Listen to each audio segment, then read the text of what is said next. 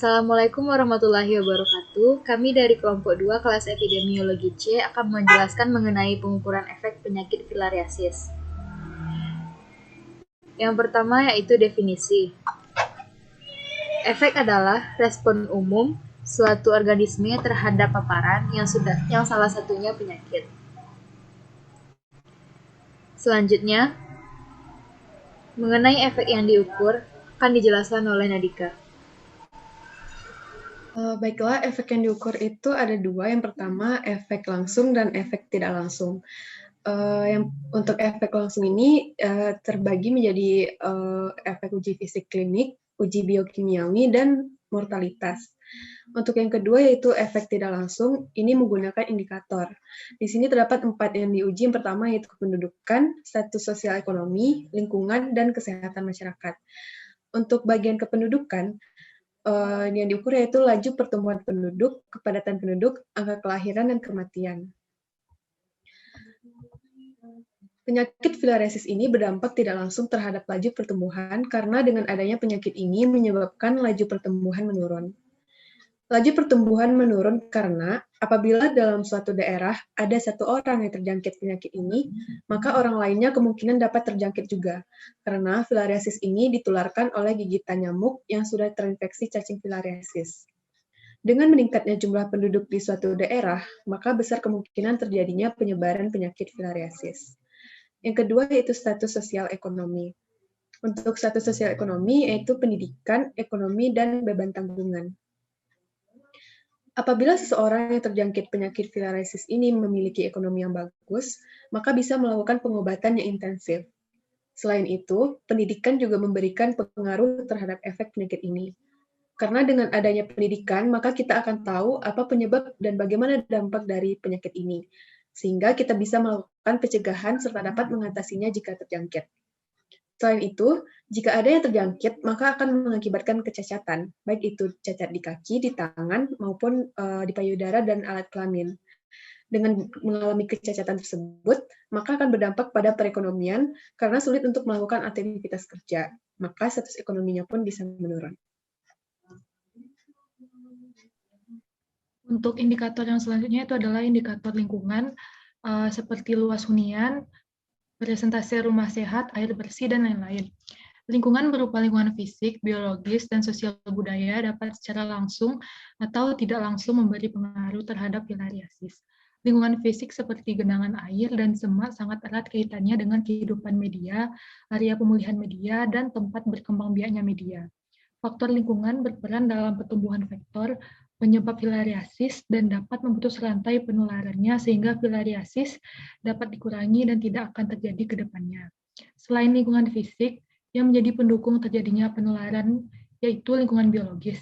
Lingkungan biologis yang dimaksud adalah lingkungan yang terdapat genangan air, tanaman air, semak, dan rawa yang menjadi tempat nyamuk untuk tumbuh. Untuk indikator selanjutnya adalah indikator kesehatan masyarakat seperti mobilitas dan mortalitas. Pola hidup yang bersih sangat berpengaruh terhadap kesehatan masyarakat karena dengan pola hidup yang bersih dapat menciptakan lingkungan yang sehat, sehingga akan mengurangi resiko gigitan nyamuk yang terinfeksi filariasis. Pola hidup akan mempengaruhi daya tahan tubuh seseorang. Dengan pola hidup yang sehat, maka daya tahan tubuhnya akan kuat untuk melawan penyakit yang masuk ke dalam tubuh. Sekian dari saya, dikembalikan kepada moderator. Baiklah, terima kasih. Selanjutnya mengenai pengukuran efek karakteristik akan dijelaskan oleh Nadia. Baiklah, terima kasih kepada moderator. Saya akan menjelaskan yaitu tentang pengukuran efek karakteristik. Yang pertama yaitu time. Pengukuran itu dilakukan pada orang yang terkena penyakit filariasis dilakukan dalam kurun waktu mingguan hingga diketahui apakah orang itu terkena penyakit atau tidak. Kemudian yang kedua itu place. Pengukuran dilakukan pada orang yang terkena penyakit filariasis dalam cakupan skala kota.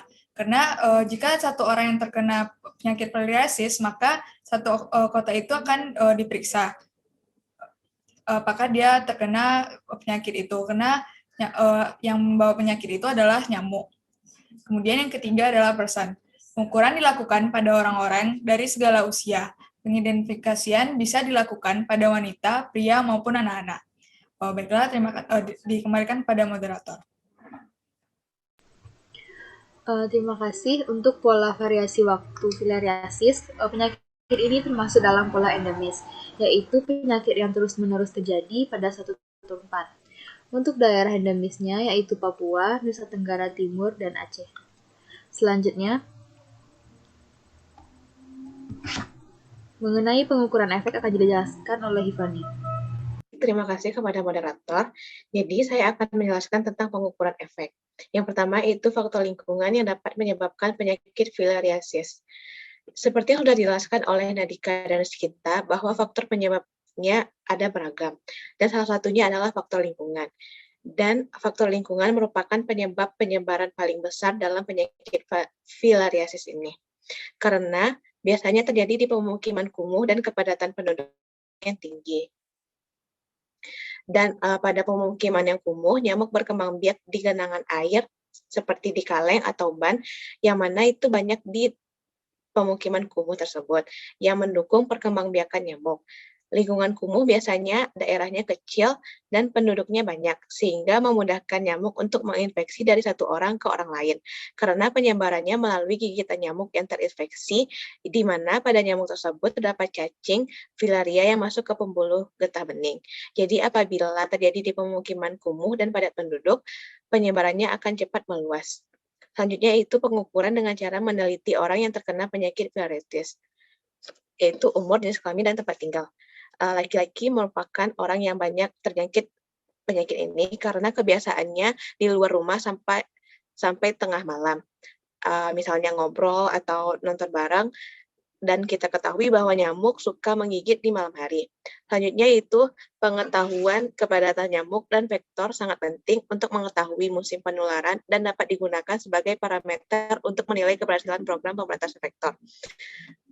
Seperti kita ketahui bahwa jentik adalah tahap larva dari nyamuk dan hidup di air. Jadi bisa kita simpulkan pada musim penghujan kita harus meningkatkan pencegahan kita terhadap penyakit ini, karena pada musim hujan terdapat genangan yang bisa menyebabkan banyaknya populasi nyamuk. Sekian, dikembalikan kepada moderator. Baiklah, sekian presentasi dari kelompok 2. Saya sebagai moderator mengucapkan terima kasih dan mohon maaf jika ada kesalahan. Assalamualaikum warahmatullahi wabarakatuh.